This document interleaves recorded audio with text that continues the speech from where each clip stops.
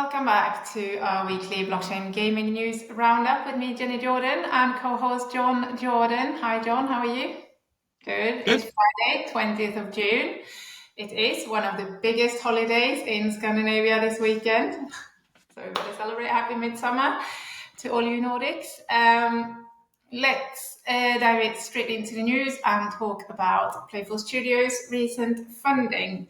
So we did know that they had been getting a grant or raised new funding from the Arbitrum Gaming Fund. Is that what they're calling it? Yeah.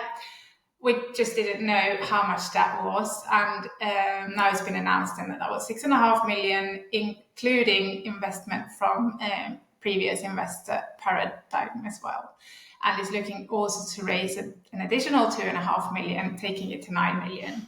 Previously, they'd raised 46 million, so that's a good chunk, healthy funding there to back what is likely to be one of the big, what do you say, successes? Is it looking like a success? Too early to say. Although we should say this is for the like a Web 2 game, but connected to that Web3 platform Thousands. So, give us a few more details there. Or fill us in on what I missed. Obviously had them on the podcast a couple of weeks ago. So they raised, a lot of money back in the day, but that was actually, getting on for quite a time ago. Given that this, as you say, this sort of funding, funding's announced a long time. Normally, funding is announced a long time after the money's actually been sort of handed over. So you never exactly know when these things have happened. So, as you said, it's sort of the Arbitrum Games Fund announced that it had done $10 million of funding to various games, or various companies, one of which was Playful. So we didn't know how much of that they were getting. We still don't, I suppose, but probably like 2 or 3, I suppose. And then Paradigm, who basically gave the bulk of the 46 million they previously raised, have obviously put some more in as well. Again, we don't know. We assume this is equity funding. I assume it's not token funding because the Wildcard token, which is for the Thousands streaming platform, is going all to the community. So, just those things we don't know. I guess the weirdest thing about it is, as you say, they said, we've raised 6.5 million, and we're looking. They didn't quite say in this way, but it's sort of like, and we're looking to raise another 2.5. So it's not very clear if that 2.5 is sort of, secure. Yes, it's sort of they've got a sort of a agreement with someone, but they've just not got the money or signed off on the details. So, when often, like everything behind the scenes of sort of VC funding, you can have people who said, "Oh yeah, we'll give you that." As a sort of, and you trust them, but until you've got the money, you don't know. And at some point, people say, "Well, yeah, we think we'll give you this," and then it's not they don't have the money, but they're calling on their LPs to give them the money. So they maybe really want to give you, 2.5 million, but they've got to get that off their people who fund. They've got a commitment from their LPs to give you that funding, but maybe because of macroeconomic things, that billionaire doesn't have. Well, it could be money. Could be they've confirmed, but they've just not been agreed yet to go out with a press release. All the ins and outs of that cause endless meetings about what can be announced. Not, so they could actually only announce the first 6.5, but the other 2.5 is they're just not ready to. It's just a bit. It's a bit odd. It's a bit odd for. Sometimes people say, often weaker companies will say something like, "We're looking to raise 3 million," and basically means they've not raised anything, and they're like looking to, start the conversation with people. I think with Playful that probably wouldn't be the case because they're, really well known. But we don't know the details really. But I guess, when I was talking to Paul Bettner, the CEO, I did sort of, we did comment a little bit on the freedom he had to, he was talking about, it's only until you get to the last year of a game that can you really work out when it's got to be released, and it's not normally you always need another year. And we sort of were talking a little bit about sort of funding, and he did sort of say something like, sort of the difficulty, we raised a lot of money, but it doesn't last forever, sort of thing. So I imagine obviously that some of that funding discussion was probably already happening by then. So it is in a sense a warning that even the biggest the most funded companies can still not run out of money, but can still, need extra funding. And obviously, if you're in a company like that, you probably want like at least a year's worth of, money in the bank so you can run your company for a year. So you don't want to be like, oh, we're going to run out of money like in 3 months' time, because then you start getting to legal issues about, having to sack people and stuff, or give redundancy, so it gets complicated. But anyway, I mean, they are building up to the release now. So Wildcard as a Web2 game, as you say, is being regularly tested, and Thousands as a streaming platform is being regularly tested. I think, probably more towards the end of the year, those things will go live. Again, it's been interesting that and maybe it puts into a bit of context, they've been quite open, and might say aggressively open, about saying how much money they're raising from these streams. I think the $135,000 they're saying is the peak money they've raised from one of these 1,000 streams. To the degree, if you're making that much money, you sort of like, well, why do you need this extra funding, sort of thing? But it's, you want marketing and yeah. So I'm sure it plays into that. Launching you can easily spend millions of dollars marketing a game. That wouldn't even be seen as a lot of marketing. The Arbitrum Games Fund, which initially looked like it was going to support like multiple indie games and little obscure titles coming to Arbitrum as an encouragement to get titles on board, now looks like it's more going to support the big titles that are already looking very promising. So Proof of Play as well is the other the other kind of company announced to be getting some funding from it, which is already raised, so it's 33 million. Yeah. I think it's sort of aligning with the general trend we're seeing now, where the whole industry is starting to understand that we've got actually quite a few promising games when the quantity of it doesn't matter so much anymore. I guess everyone but Immutable would agree on that. Yeah. I think, to be fair to Arbitrum, they did sort of say this was there would be other sort of grant programs. There was this discussion about whether this counted as a grant or an investment, or I think they're still trying to work out exactly what they're doing. It wasn't. We won't go through all that again, but I think that whole Arbitrum putting tons of money into games was obviously you look back on it as a very badly thought through and badly executed and badly the whole thing about it.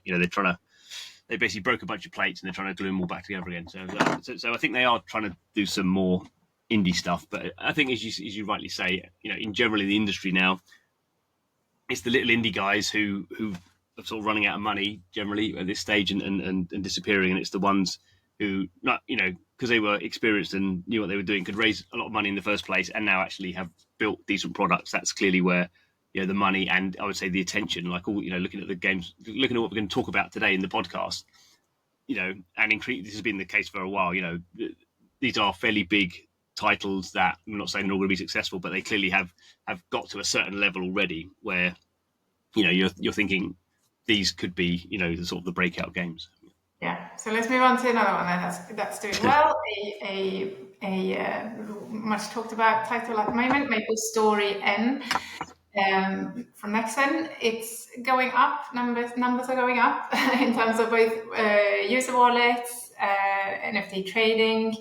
I suppose the only thing not going up is the token price, but that's sort of irrelevant. Yeah. But we have started seeing like a bit of a slowing down, particularly in terms of NFT sales. So, but although the most expensive one sold this week, and it still keeps breaking records, $18,617. Ka-ching. So tell us about the Yeah, so we're just over a month from the launch. So it launched on 15th of May. So MapleStory N is a PC RPG, MMORPG, and then they have there's the MapleStory Universe Marketplace, which at the moment just is stuff, just NFTs from MapleStory N. So as ever, you sort of, when something launches, everyone sort of piles in, and particularly on the NFT pricing front, everything's very scarce because people haven't played the game enough to create the NFTs, to mint them out, to sell them. So over time, you sort of, just expect you get, item inflation. So particularly if you look at the floor price of the cheapest character, it originally was about $2 and now it's down to about 20 cents. So it's like dropped 90% of that, at least in dollar terms. But as you say, the complicated thing here is they price the NFTs are priced in their in-game currency, which isn't even a cryptocurrency, but it's sort of linked to their cryptocurrency. So you sort of have, so the price would fall anyway, just in the in-game currency, because there's more of these things being produced. But then the crypto token is also dropping in USD price as well. So you're getting a sort of double in dollar prices, where you're getting sort of a double decline. But the most expensive ones are still going up. So the dollar price of the most expensive one always changes because the token price is always changing in dollars. But when it happened last weekend, it was about 18,000. That's pretty substantial, and I kind of think that we talked about it last week. These trends will continue. The price of the cheapest things will just keep going down because they become commoditized. It's not, everyone, by the time everyone can produce one of these, no one wants to buy them. So the only thing that's valuable is the rarest stuff, and so that's going to go up and up and up. And I guess that's the sort of thing to look for, is the how quickly does the price of the most expensive one click up, because people may be buying those to get advantage in game, but that's more about sort of status and I own the most expensive NFT sort of stuff going on there. So I don't think it's the only measure of success, but it's a good measure of sort of the status game within MapleStory N. I mean, they've again, like lots of games tend to do, and maybe Korean games in particular, they've been sort of talking to the community, and there's been all this sort of whether it's exactly FUD, there's been this sort of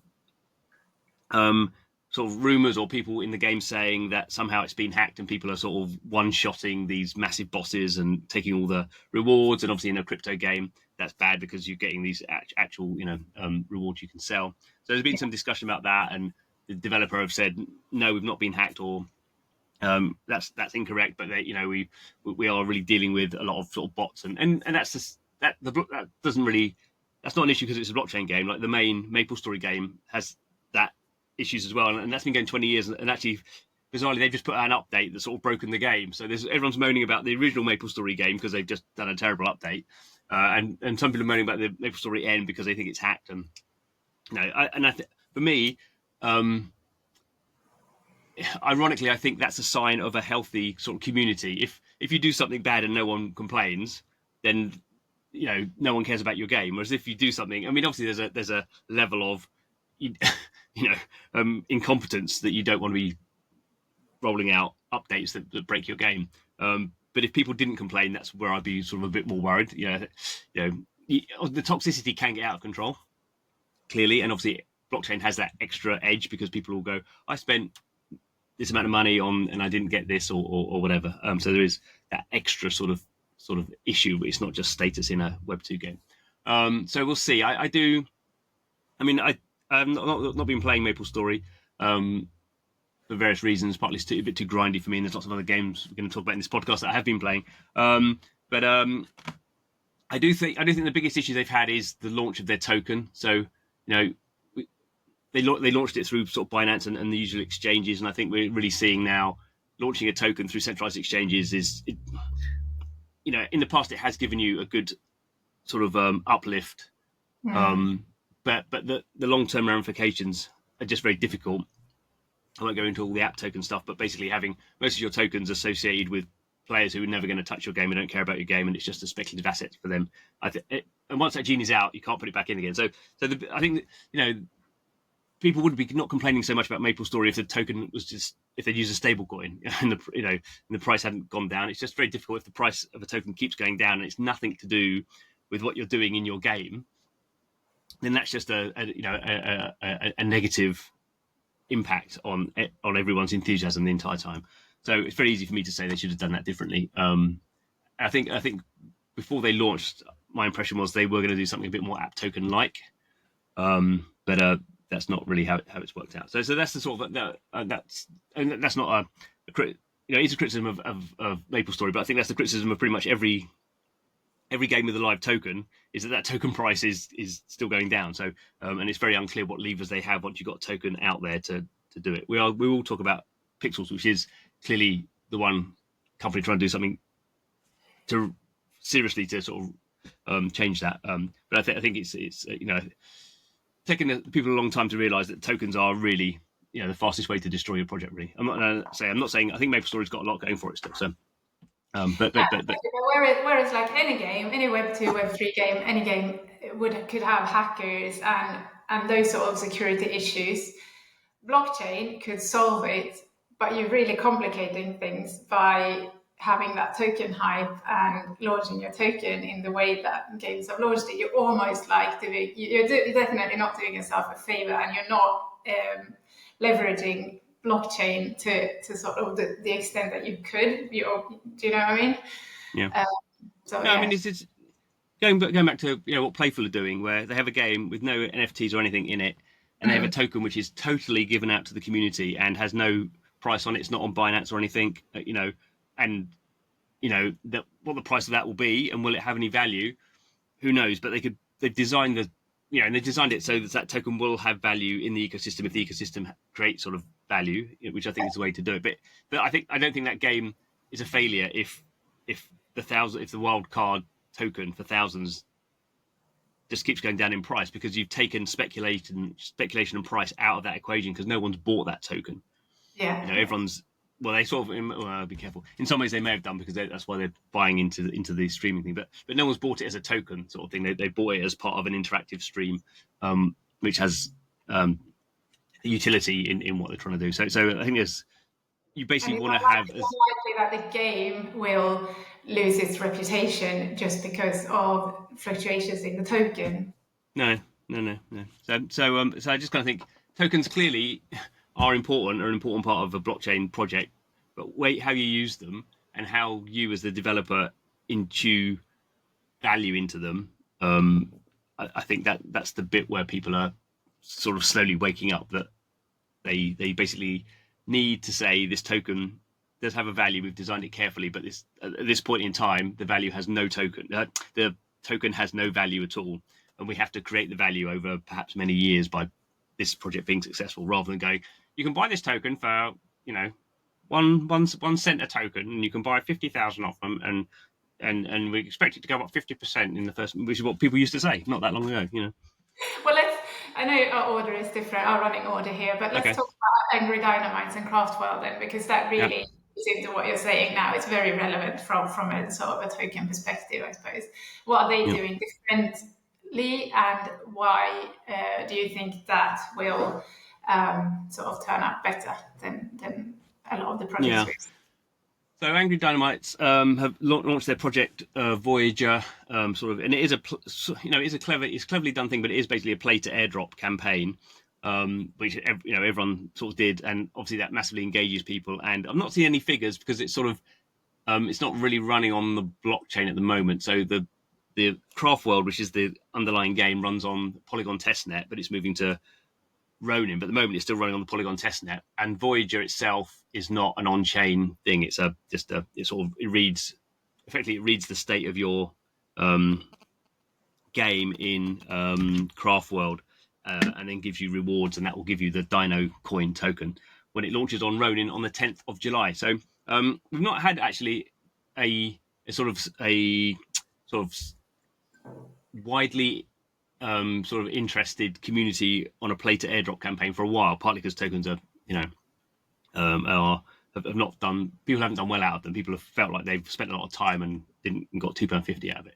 Why they think they should get more than £2.50, who knows? But anyway, so it's going on Ronin. Ronin's had a hard time as well. So I think the combination of this is the first play-to-airdrop campaign for a while, that in a game that's sort of good and everyone can play, because it's a idle game, so it's nothing complicated. You're just hitting timers, so good for people who have a lot of time on their hands. And Ronin obviously has a massive community that's been looking for something half decent, and this is definitely half decent. So rather overconfidently, I was saying, I've been playing Craftworld for over 2 years, so I've got like a massive back sort of catalogue of activity that I'm going to get rewarded for, which is the case. I do have so as well as doing things sort of every day now, the things you've done in the past, because I'm like level 100 and 250. So if there's an award for getting to level 250, I can collect that now. But obviously most people in the next, whatever it is, 20 days are not going to get to level 250, because it's taken me 2 years to get there. So I have a lot of sort of stuff I can claim. So I was just like, I'm going to be in the top 100. Of course I am, blah, blah, blah. And now, and it's just been quite surprising to see myself falling down the leaderboard. I'm in the top 500 now. I mean, I've saved a lot of my sort of one-time rewards, because I'm building up my multiplier. So I won't go into all the details now, but there's a way of building up a multiplier, so you multiply your rewards. So I'm waiting for the last few days to sort of use up all my historical rewards. But it is surprising. Go on. It's secret, your strategy. Well, it's not. No one can change it. I mean, sort of. But it is interesting just how. So I've not seen any figures on this, but just anecdotally from seeing myself drop down the leaderboard, there are people absolutely caning this game. But going back to your token thing, what they have, they are quite open, saying Dino Coin, is a utility token. It's difficult because it must have a value, because it's a token and it's used. It's actually like an interchange token, so you use it to swap between different elements. So it must have a value, because the whole thing must have a value because it's running on the Ronin chain. But it's not designed to have a speculative value. It's designed to have a functional value. So, but still, in people's heads, you can see on the leaderboard where you are. You can see how many tokens you're going to get at any one point. So people in their heads will be thinking, "Oh, if this is worth like 1 cent, I'm going to get this amount of Dino coins at 1 cent. This is this." So, but the big thing is with Dino coins is they're not going to be on Binance. They're just going to be on Ronin exchange. So there's not going to be a lot of liquidity. And I think they're going to start announcing what's going on in the game next, because the game itself is an idle game. So those games they're sort of fun for a bit, and then nothing happens. But obviously with blockchain, you can have other sort of collabs, and so there needs to be sort of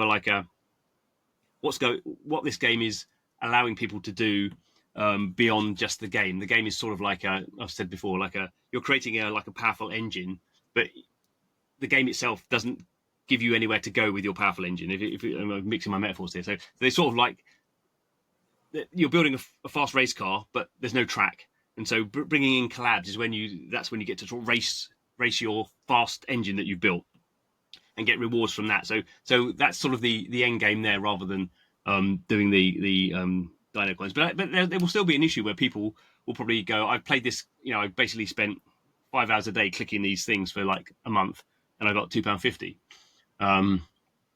So I think that's, you can't, human nature on this level will always be, I somehow got shortchanged, unless for some reason you get it seems like $1,000 seems to be the sort of people go, $1,000 is enough, or $500 or something. But anything under like $100, even if they've done a very minor amount of work in this game, they somehow think crypto is the literal money magic money tree that should reward them. So we'll see how that sort of plays out. And obviously, as more and more people get involved, then the sort of FOMO sort of stuff happens. People now actually, it's interesting because there's on the dino side, so I won't go into the whole thing, but there's fire dinos and water dinos, and now people are saying, they're going to launch air dinos, which they were going to do.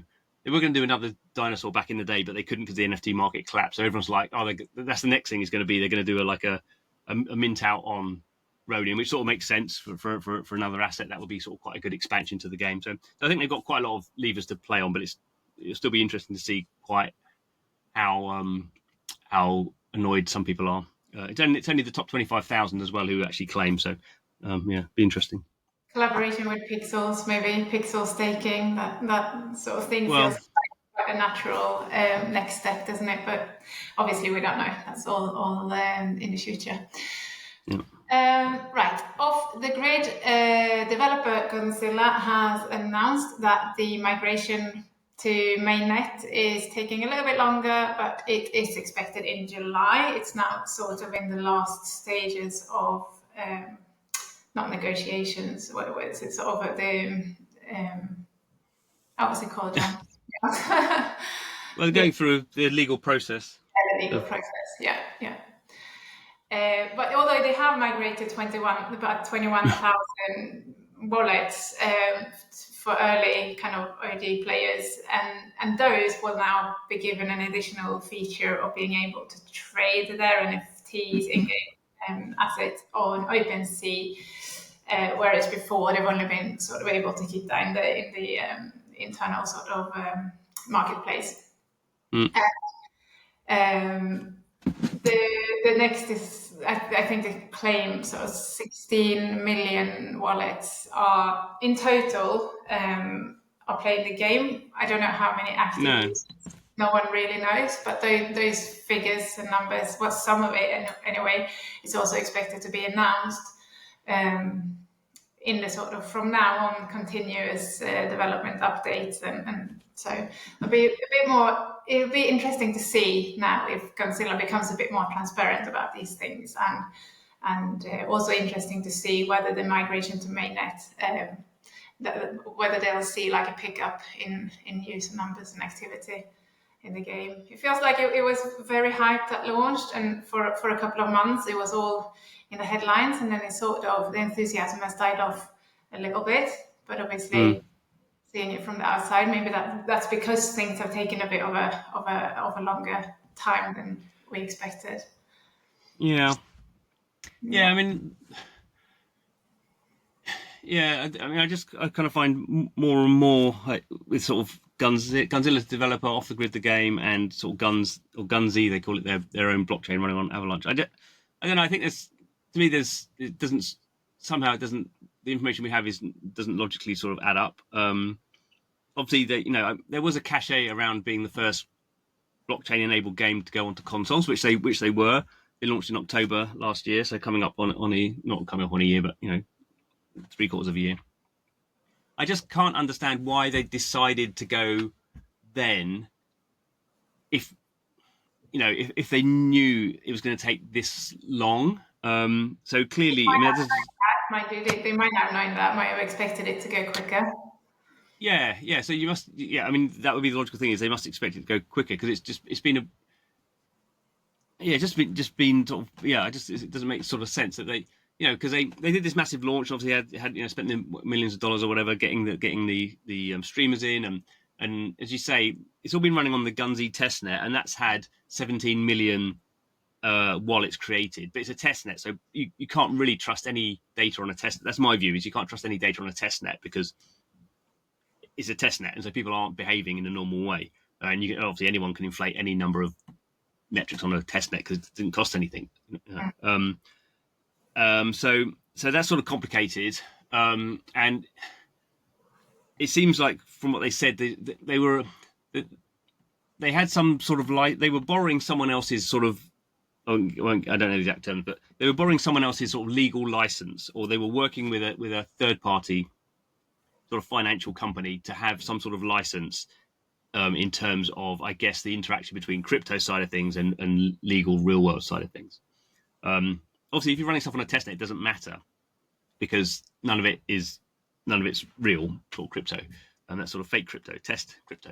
But they had this license, and then they were applying for a license through the Cayman Islands or whatever, and they've not said it's taken them longer than they thought, but it's sort of, they've said now, we're expecting the next couple of weeks to finally get this license. So that seems to have been, I don't know whether they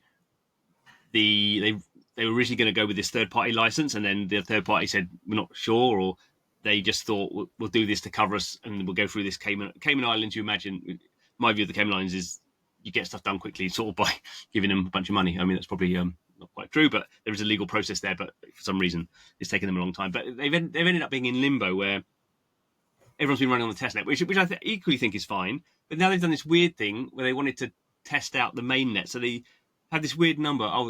21,000 of our OG players have been running on the mainnet. So if you look on the Avalanche Explorer, you can see the Gunz blockchain. You can see how many people are on it every day. So it's about 4,000 wallets. There was a big spike at one point because they dropped a new battle pass set or something. But it's basically about 20%. If 21,000 is an exact number, they basically have about 20% of those OG people play every day, or their wallets are active on the blockchain. So that's not a terrible number, I don't think. The slightly weird thing is then they're saying, this 21,000 sort of, of our sort of OG guys, we're going to allow them to connect to third-party wallets. At the moment, it's all within the sort of game has its own wallet. We're going to allow them to connect like an external wallet and start trading NFTs on OpenSea. So at the moment, the OGs have been trading NFTs within the game, it seems, and some of the NFTs have been selling for like $500, just cosmetics at the moment, as far as I can tell. But suddenly, this 21,000 is sort of getting this ability to buy and sell NFTs, which great for them. But as I sort of said before, when you have sort of restricted when you have sort of restrictions around trading, the people who sort of have the ability to do it are able to charge more. So maybe some people maybe who are not playing off the grid maybe just go, oh, these things are now available on OpenSea, so they'll be buying them at much inflated prices, because when everyone gets to sell them, the prices of these things are going to drop, maybe 90%, like we saw on MapleStory. So that's a sort of slightly odd thing. People do it because they want to test it, but we had the same thing with blankos back in the day, where certain countries were allowed to buy and sell, and it just, I don't think you end up. Some people do really well out of it, and a lot of people do really badly out of it. I just think that's a bad thing to do. But in general, I just sort of don't. It's just everything seems very bitty about it, and they've never given out any figures. They've sort of retweeted other people's figures, which I've never been very happy with. Like the moment that radar off the grid, it says about 200,000 daily active unique wallets, which sort of seems probably about right if they've had, I would say at least sort of 10 million testnet wallets probably have connected to the game. Quite what that means, I don't know, but that sort of seems around the right ball figure. So if they came on, when they onboard everyone, if off the grid has about 200,000 daily active unique wallets, that's probably in the ballpark. I don't think it's going to be more than that, but equally, I wouldn't be massively surprised if it was less than that. So I just kind of feel like a little bit in the dark, and it seems odd about such a high-profile game that has been out for so long. The other thing, again, going on back to token, the Gunz token is just like just gone down. And equally, I kind of think if there was surprisingly good news about to happen when everyone gets put on the mainnet, then that would leak out and people would be buying the Gunz token like Billio. I mean, but the token price keeps going down. So there's just like a lot of moving parts, and I don't see quite how they all join together. It could just be that crypto's really difficult, and Gunzilla has been as competent as you could expect a company to be, and all these problems have sort of arisen, and it's dealt with them the best they can.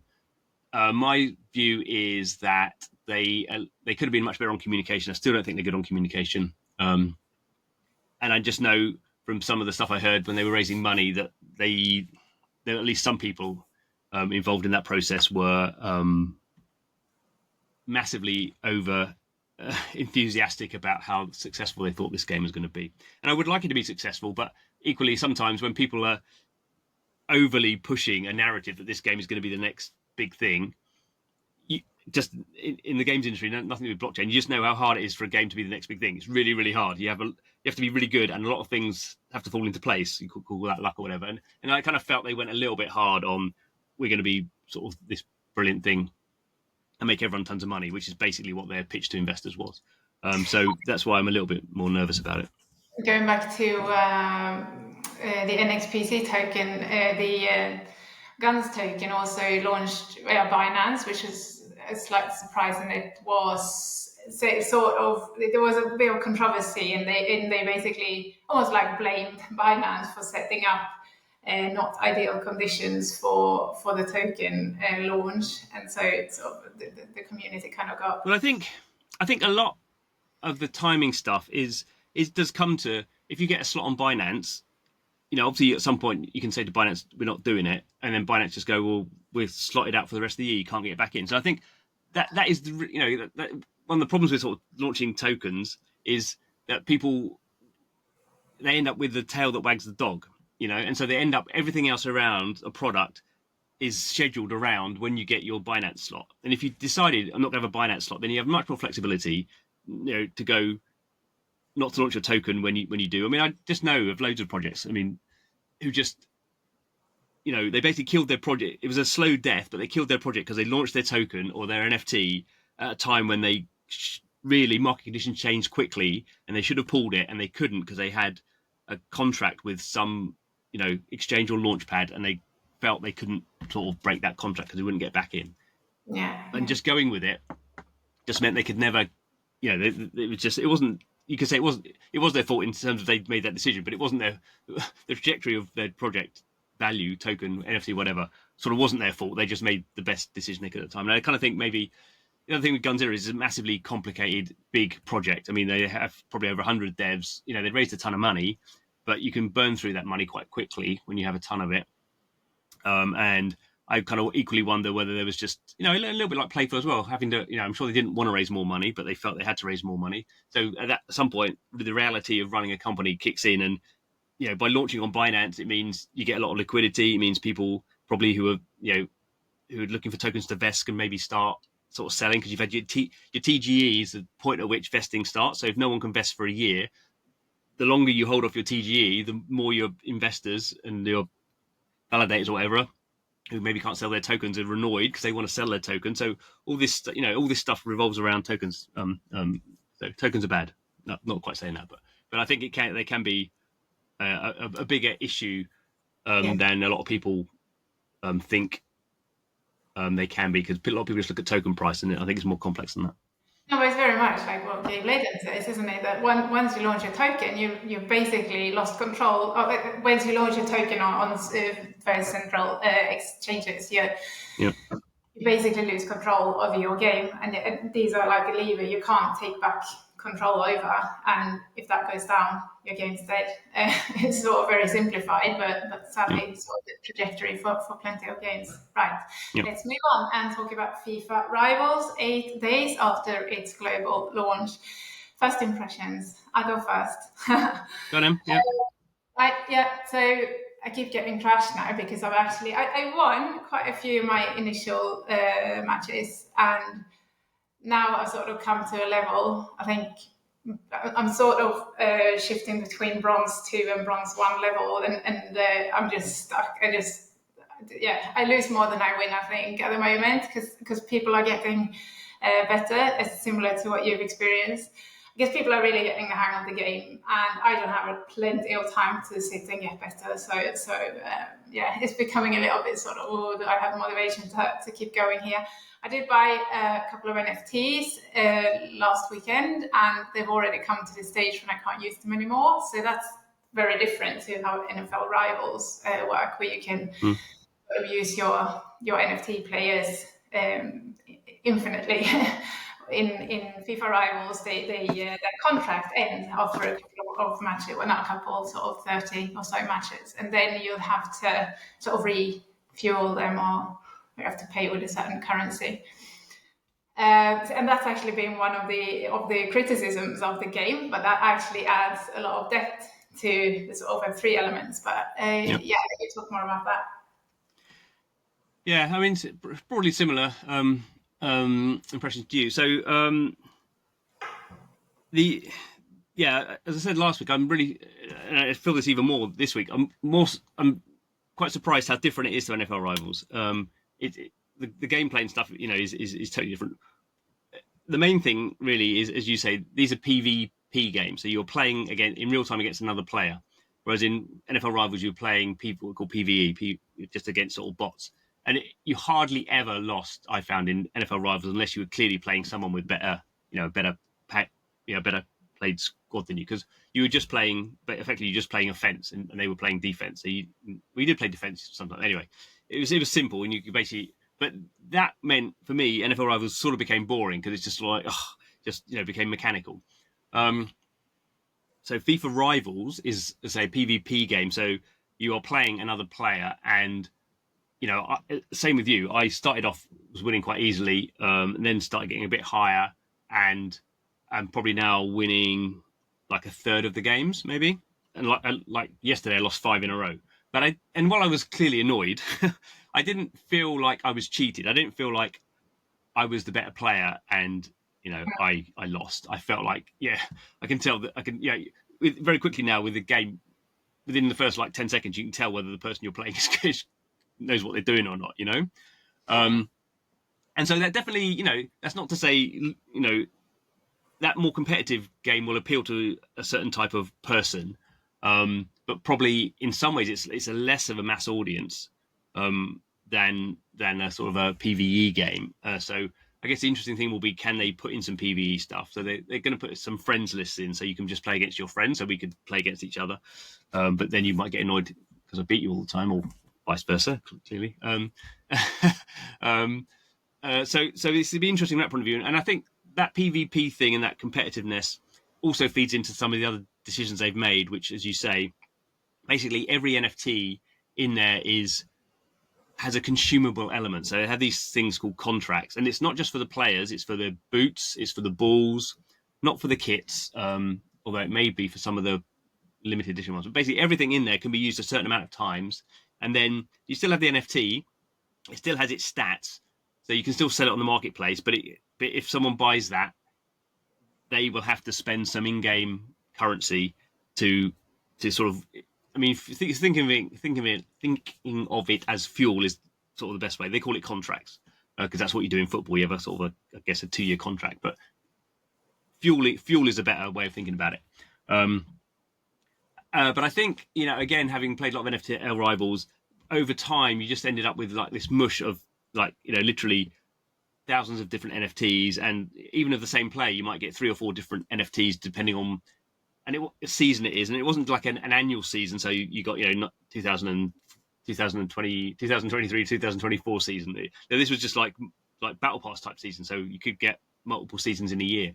And that I think just became confusing to people. You have multiple versions of the same player, and you wouldn't want multiple versions of the same player. You just buy one of them for NFL Rivals. I suppose you could have different wide receivers, but anyway, we're into that. But I think this is cleaner. So I think there's part of the surprise is because I was thinking FIFA Rivals was going to really be based on NFL Rivals. Was if NFL Rivals just came out on its own, you wouldn't be sort of. You might be surprised they took the decision, but you wouldn't be surprised because the other game didn't have that. And I think in the long term, again, this is thinking a little bit about how do you deal with inflation of assets when they're NFTs, and having this sort of, again, you say people complain about everything, but people will sort of, you can imagine you spend $100 buying an NFT and after 7 games, you can't use them anymore. And those players tend to be more expensive to re-up. So you can imagine people being, they've not had that really, certainly in sport. Well, I don't know, I've not played a lot of sports games. I don't think that's been in sports games before, certainly not I've come across. But I think once people get the hang of it, it's just a way of stopping people coming in, spending a lot of money to begin with, and then just sort of cruising. And so the combination of having skill and having to either keep spending, or they are quite generous giving out these sort of contract points. And if you get the non-NFT players, you can burn them to get more contract, but you don't get many. But basically, when you're opening like the gacha balls to get new players, you get a lot of players you don't want because they're really low power. So you can just burn them and you get more contract points. So if they got that balance right, and obviously they'll improve it over time, I think. Yeah, I think this game is less mass market than I once thought. But you can see it being not quite an esport, but I think the best players will be the ones who get the best rewards, and I think that will drive a certain type of player to really go for it. So we'll see. And if you don't like that sort of NFT side of it, obviously it's free to play. You can play it just getting your base players from the game and enjoy the game that way. If you get too annoyed with sort of the players you've paid for running out of fuel. So from that point of view, it's not like you get ripped off. You get a game for free, quite enjoyable. You can play PvP or with your friends or whatever if that's your sort of game. And it is quite interesting again that I think with NFL Rivals, if you started buying NFTs, they were just much higher powered than the non-NFTs. Yeah. Whereas this one, my most high powered player is not an NFT. I've got a 74 player that I got out of a gacha ball. I could buy a 74 powered player, but I think I can't remember, maybe make it up a little bit. It was like $40, which is not ridiculous, but that's quite a lot. Whereas a 73 rated player is about $2 as an NFT. So I think they balanced it quite well in terms of the NFTs don't give you the NFTs do give you a way of sort of averaging up every player on your team, but you don't equally just go in and buy you could go buy like I think it's 83 is the highest ranked player, but that's like $400. So there's not many people can do that at the moment. So I think they've done something quite. I think it will be clever. We'll see if it's successful. It'll be very interesting to follow, and I think it's interesting that John Linden, Mythical CEO, he's always been very open about NFL Rivals. That's almost like an experiment. He says he ranks it like a B, or I don't know what sort of scale. I think it's like a letter scale. That's a B, maybe B plus, but certainly not an A. And so they've learned a lot of lessons from NFL Rivals, the sort that you've been talking about now, like NFT inflation and stuff, and how they're going to rework that in FIFA Rivals. You can expect that to be maybe very different again with Blancos Mobile and Pudgy Party and other future games further down the line, sort of thing. So I just think that's really interesting with Mythical, that they are so open to experimenting and learning and changing things. And that leads us very nicely into Pixels, another sort of very, what would you say, bold, fairly young team of experimental innovators and kind of groundbreaking thinkers, particularly in CEO Luke Pawikovsky. And Pixels is launching its yearly Shorelime event today in conjunction with Summer Solstice or Midsummer or wherever in the world you are. What was I going to say? Yeah, Shorelime coming later this afternoon. Go on, you take over. Yeah. So Shorelime is it's the third time they've done this 24-hour sort of challenge. That's just a nice little engagement mechanic for players of Pixels, where you get this special material that you can do special things with. So that's sort of cool.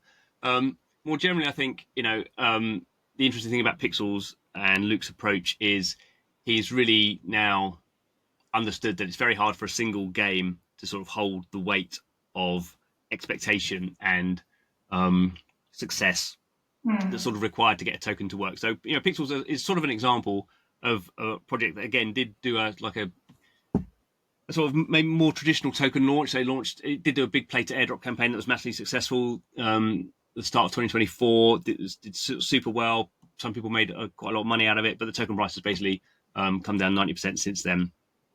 And his struggle has sort of been, they're not going to run out of money because they raised quite a bit and they're quite a lean team. But his struggle is, can he see Pixels as a game, which is a fairly lightweight sort of farming game with big, strong social elements? How can he get that to a stage where it impacts the token price? And he sort of realised he sort of can't. He's got a good community there now. It's about 40,000 daily active unique wallets, down a lot from what it was, but still fairly solid for a blockchain game. And he's sort of got this token, which is been out there and is sort of quite well spread in the Ronin blockchain community. And he sort of how can I widen the appeal of this token, which is, it's not so much about the game, it's about the token. So we've mentioned before, this Pixel staking has gone live. So there are now 4 games in there. So there's Pixels, Pixel Dungeon, and Forgotten Runiverse, and now Sleepagotchi, which is the first non-Ronin game. They're going to add another 2 or 3, I think, fairly soon. And the point of these games is they get sort of they get Pixel tokens, which come out of the sort of the just the general ecosystem of Pixels, and that gets given out as rewards to people who stake into those games. Then also the games also are using most of those games. All those games now are using Pixels in some form as a currency, even the ones not on Ronin. You don't have to be on Ronin to do that, but you can sort of use. You can add the Pixels utility to your own sort of token sort of economy. And if that game starts making a lot more money, then the game can give more rewards out to its stakers. So at the moment, actually, Pixel Dungeons is doing really well. It's made some changes, and it's actually, so the APR it was giving was like 90% now, up from like 30% like a week ago. And that's because it started getting more money. It started, getting more Pixels tokens in than it's giving out in rewards in its game, and so that it can have this profit that it can give back to its sort of stakers. So it's quite a dynamic system. It sort of depends on the reward, depends on the APR, depends on how many Pixels are staked. So that's how the pool is shared out, but also how much money is going into the pool, which is a function of the economic viability of that game as well. So actually, Luke, it's sort of funny saying, lots of games want to join our staking pool, but we need sort of games that are making money from their economy, and not many games are doing that. So it's sort of quite funny. So he sort of sees that sort of Pixels now, even though it's sort of used in only a few games, will have impact across a lot of games. Potentially by the end of the year, might be 10, a dozen or something like that. And at that point, Pixels as a token becomes obviously useful in lots of different games, so that gives it a lot more utility. But equally, it does become this sort of idea as sort of an ETF or a token that has a broad, can be seen as a sort of broad tracker for maybe blockchain gaming as a whole. So that's called the interesting approach. And of course, going back to our whole token thing in the past, we mentioned at the start of the program is, previously everyone's been like, oh, the token has to have utility in our game, and we're beginning to realize maybe in 5 years' time, games will be big enough, maybe MapleStory will be big enough that token just has utility in that game, and that economy is big enough for that to sort of deal with the speculative assets. I think Luca's realized at the moment that's very, very difficult to do, and a game like Pixels can never be that big. So you need to add lots more games into it. So suddenly you get like a community of millions of people playing these various games, and sort of Pixels becomes like a meta token for a lot of these games, and people are buying tokens. And they've got a whole bunch of things. I won't go into it now because they're going to announce it. It's going to go live fairly soon. But talking about app tokens, they've got this thing called vPixels, and they're going to be giving that out. And you can only stake that or spend it. So over time, they want the Pixel staking system not to be giving out Pixel tokens. They want that all to be in the staking pool, but they were giving out V tokens and maybe USDC, so people get some rewards that they can spend in other games or do things with. But he wants to basically get as much Pixel token locked into their ecosystem. So obviously that drives the price up. So it's sort of basic economics. So who knows if he's going to be successful? But I think he's at the moment Pixels is the team that are thinking most strategically about some of these still quite fundamental problems, and I think everyone else is sort of slightly living in sort of la la land, thinking somehow that people going to play their game and the token price is going to go up again. And I don't think, obviously, that can happen if Bitcoin goes to 200,000 or something. You get a sort of generalized boom, but we're seeing less of that than we have in the past. So I think one of the points about blockchain games is interoperability and all this sort of thing that we used to talk about and not so much now. And I think we have to widen our horizons a little bit and widen the vision of what a blockchain game actually sort of is. Yeah. Excellent. Well, that's all for this week. Thank you very much for tuning in. I will see you all next week. Bye-bye.